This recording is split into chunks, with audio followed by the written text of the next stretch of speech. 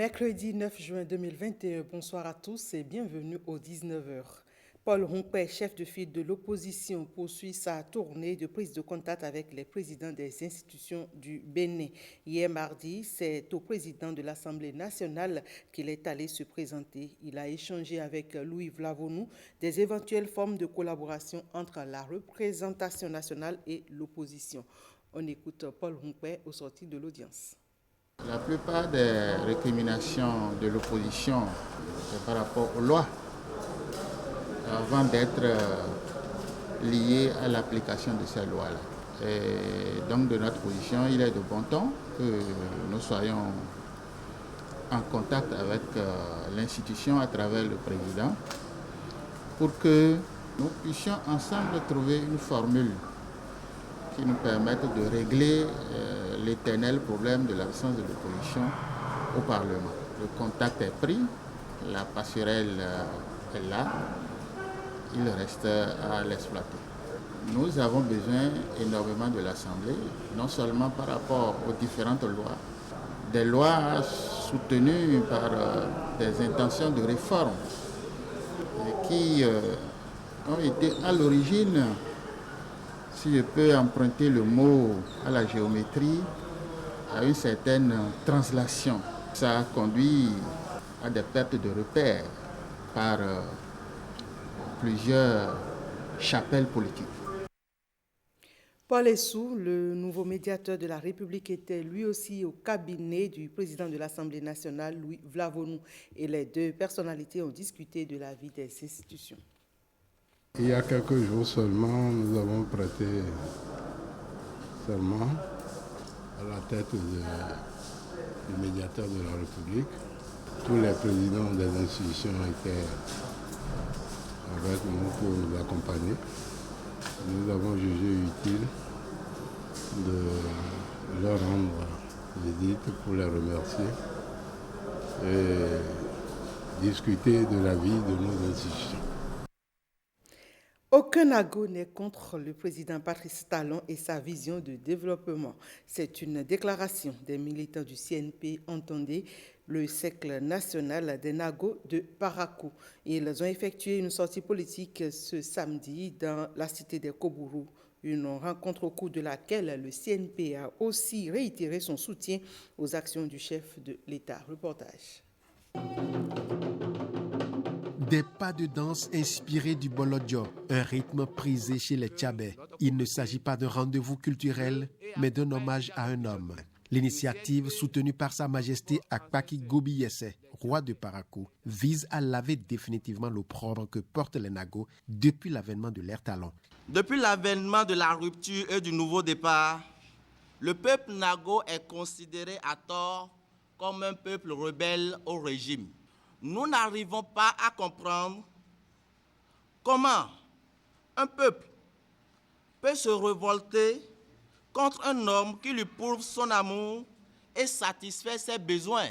Pour preuve, la capitale des Nago ou des Tchabais, qui est aujourd'hui Savé, bénéficie aujourd'hui de la concrétisation de certains projets phares. Et nous pouvons citer les routes Savé-Ketou, et Ketou et Kyowo, et surtout la construction de l'un des meilleurs centres de santé au Bénin. Le CNP, à travers cette sortie politique, réitère sa disponibilité à accompagner le président Patrice Talon pour la réussite de son second quinquennat. Un engagement avec lequel se dit être en phase le Parti Union démocratique pour un Bénin nouveau, UDBN, dont les émissaires étaient présents à la séance. La Fondation écuménique pour la paix en Afrique, FOPA, a organisé le week-end écoulé à Djakotome une séance de prière dénommée Journée écuménique pour la paix au Bénin. Il s'agit d'une action de grâce à la suite de l'élection présidentielle d'avril 2021 qui s'est déroulée sans heurts.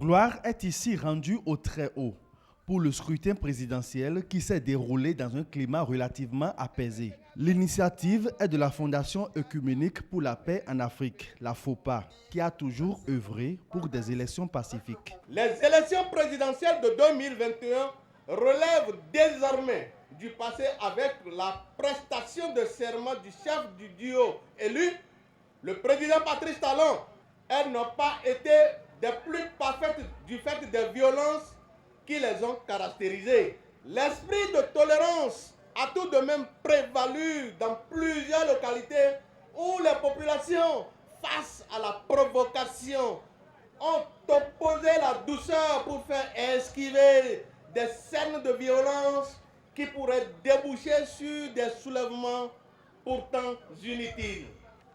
Depuis la terre bénie de Diakotomé, dans le Koufo, nous disons merci aux uns et aux autres. Nous remercions le chef de l'État qui a tout fait et le Bénin aujourd'hui est sorti grand, est sorti victorieux. La FOPA est un creuset au sein duquel se retrouvent différentes confessions religieuses, toutes obédiences confondues. Pour ce nouveau quinquennat qui s'ouvre, pour le président Patrice Talon, la FOPA demeure et s'engage à accompagner naturellement le président de la République et son gouvernement dans la continuité pour le pardon, le développement, pour que règne la paix. Tête couronnée et autorités religieuses, apôtres de la paix, membres de la FOPA, entendent maintenir la veille pour la préservation de la paix au Bénin. Les acteurs en charge de la gestion quotidienne de la frontière Niger-Bénin savent désormais utiliser les spatiocartes. Ils ont été formés à ce propos le mardi dernier, une initiative de l'agence béninoise de gestion intégrée des espaces frontaliers. Et c'était dans le cadre de la Semaine des frontières, la 8e édition de la Semaine des frontières béninoises.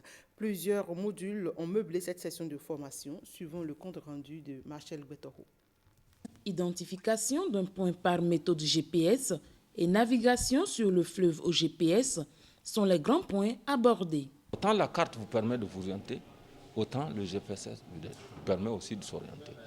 Mais la différence de la carte, c'est que le GPS nécessite une source d'énergie.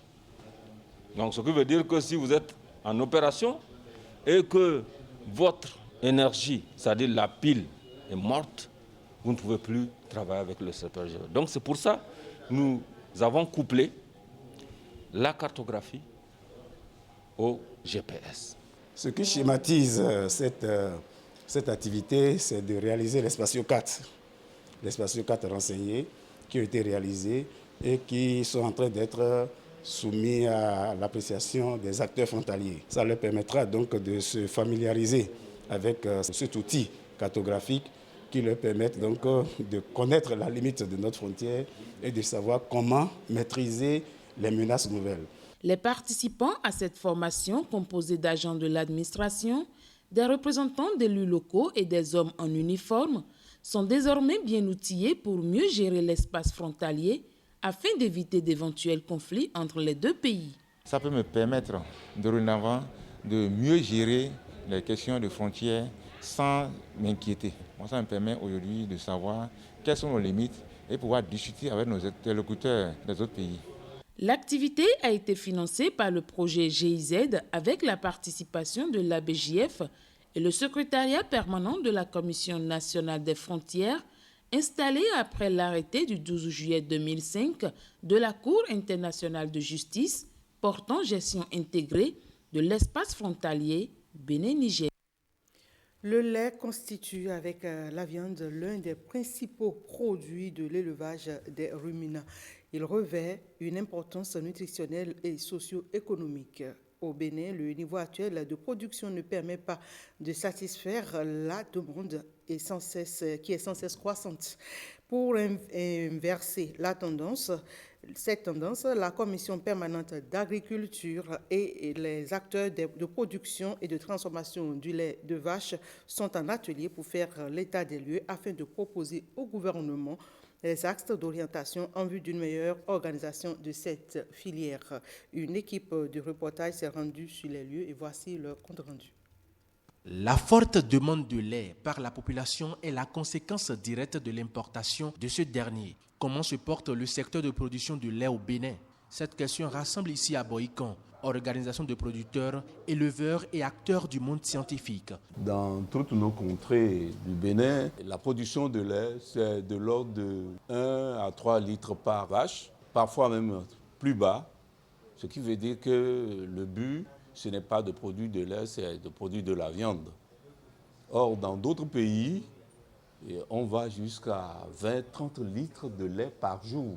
Vous voyez que nous sommes totalement en deçà de cela. Le deuxième constat, c'est que le lait qui est consommé au Bénin est en grande partie importé de l'étranger. Le troisième constat, c'est qu'une grande partie de ce lait importé n'est pas de bonne qualité. Dans son programme d'action 2021-2026, le gouvernement ambitionne porter la couverture des besoins en lait à 55%. Au cours de cet atelier, les thématiques qui ont trait à la production laitière et de ses dérivés sont abordées. Cartographie de la production et de la transformation du lait au Bénin. Capitalisation des expériences du Bénin et de la sous-région ouest-africaine en matière d'amélioration de la production de lait. En attendant de mettre à la disposition du gouvernement les grandes recommandations de cet atelier, l'introduction de races améliorantes dans les cheptels bovins pourrait accroître la production laitière au Bénin. Parlons de l'hygiène menstruelle à présent. Et pour finir, il est impératif de sortir les questions relatives à l'hygiène menstruelle chez les jeunes filles des sentiers battus. Et nouvellement créée avec le soutien de Béniz, l'entreprise Ilewa en fait son cheval de bataille. Dans le cadre de la célébration en différé des journées internationales de l'hygiène menstruelle et celle de l'environnement, elle a sensibilisé les jeunes filles sur le sujet. L'occasion a été également propice pour leur distribuer des kits pour la gestion de leur menstruation. Jusqu'à Akbovi, Bertin Adimi pour plus de précisions. Vous avez une couche, vous avez l'insert et vous avez le mode d'emploi. Ainsi se présentent les éléments constitutifs de la serviette intime que propose l'entreprise Ilewa au public. J'étais enseignante et par moments les filles s'absentaient. Difficilement l'une d'entre elles a pu me dire c'est parce que je suis en règle que je n'arrive pas à venir à l'école. Du coup l'idée a fait tic de là. Mais ensuite dès que j'ai créé mon entreprise, je me suis dit cette année, il faut bien qu'on organise quelque chose. Commencer par parler des règles aux filles. Désormais, elles auront des protections adéquates pour leur menstruation, des protections qui sont réutilisables, qui sont valables pour 2 ans. Il faut donc briser le tabou autour de la gestion de l'hygiène menstruelle chez les jeunes filles, surtout en milieu scolaire.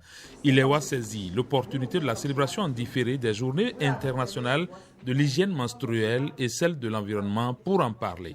Nous avons pour but de favoriser une meilleure compréhension de l'hygiène menstruelle, de permettre aux jeunes filles d'en parler librement. Les kits reçus faciliteront notre présence à l'école, même en période de menstrues, et surtout, nous ôterons le poids de la peur. Je pense que le fait de pouvoir utiliser les serviettes lavables qui sont réutilisables, c'est non seulement sain, c'est économique, mais c'est surtout écologique. Et je pense bien que l'initiative de l'organisation Ilewa vient à juste titre pour accompagner nos adolescentes et jeunes filles. Soyez très à l'aise quand vous êtes en menstrue, que ce soit dans vos pantalons, dans vos kakis, à la maison, et surtout, prenez bien soin de votre corps. Dans cette optique, des sages-femmes diplômées d'État ont entretenu les jeunes filles sur tous les contours liés à la gestion de l'hygiène menstruelle. Attention, attention, la Covid-19 continue de sévir. Pour vous protéger et protéger les autres, vaccinez-vous. Vous êtes âgé de 18 ans ou plus, vous pouvez recevoir les doses de vaccin contre la Covid-19. Alors, faites le geste qui sauve. Rendez-vous au poste de vaccination implanté dans les formations sanitaires de votre arrondissement ou de votre commune ou appelez le 136 pour tout renseignement. Les vaccins contre la Covid-19 sont sûrs, efficaces et gratuits. Pour tout savoir sur l'épidémie du coronavirus au Bénin, rendez-vous sur le site web www.gouv.bj/coronavirus. Ceci est un message du gouvernement de la République du Bénin. Et c'est tout pour ce 19h. Merci à chacun et à tous de nous avoir suivis.